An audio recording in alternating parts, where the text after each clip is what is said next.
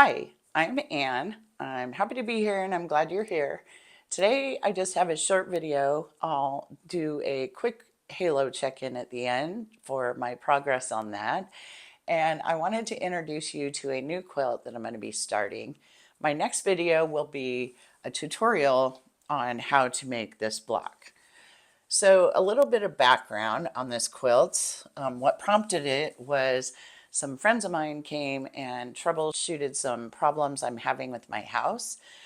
They're contractors and they traveled quite a ways and paid a little money to get here. And so I need to make them a nice thank you gift for that. And their house is it's got dark, rich wood that's very old, and it's got some big stones in it and things like that. I thought something like this that was dark and rich would be great. It'd be perfect.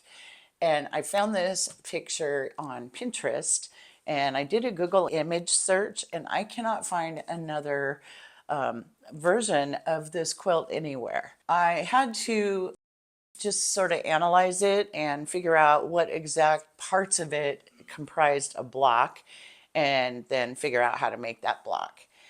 I was able to get my cues from the same fabrics, what pieces went together into each block, and this is how it worked out.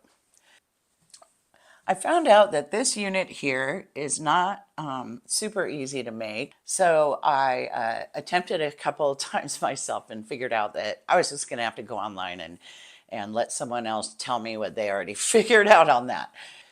I'm doing just a single version myself because I'm restricted to 5-inch charm squares. That's what I'm using. And the 2 at a time requires a 6-inch piece of fabric. So I do have a few of those and I can do a few, but mostly I'm going to be stuck doing these 1 at a time. So my next video will be a tutorial how to make these units 2 at a time and how to put the whole block together in case you would like to make this quilt.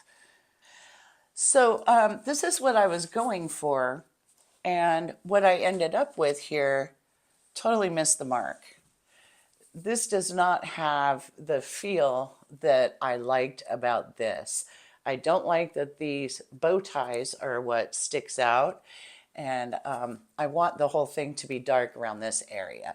So these test blocks are going to go in the orphan bin, and I made 2 other blocks to replace them, and that did the trick. So I know what I'm doing moving forward, and I did have to order a little bit more fabric because now I had to pull all my lights out of the fabric I already had curated, and I had to get some more darks. And so this is going to work out great. I will see you in my next video for a tutorial for how to make this block. It finishes at 8 inches when it's in the quilt. 8.5 inches is what these are here.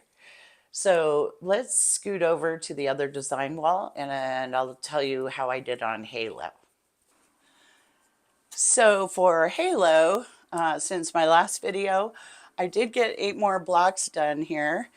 And so after I do the next 8, I will be halfway done. This will be block 36 and I'm doing 72 altogether. So I'm slow and steady wins the race on this. And if any of you out there are making Halo, I would sure love to see some photos of someone else's version. So you can jump into the private Facebook group and post some photos. I would love that. The link's in the description below for that. So thanks for watching. I will see you next time.